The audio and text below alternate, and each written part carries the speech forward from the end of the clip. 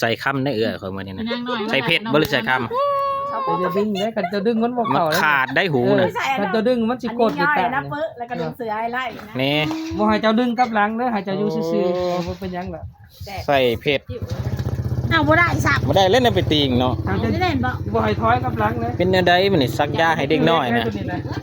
ตอนซักยาเด็กน้อยกุ้มเงินกุ้มแง่นเขา มาหูมาแทงหูบาด บัดสิแทงหูตัวเองบ่ทันเข้าจำแผ่นดินซ้ำโอ้ย ว่า เสียบหมอเต็มตาพี่เลย บ่ซักยาเด็กน้อยอ้าวเอ้ยบ่เจ็บดอกเพิ่นเว้าคือได้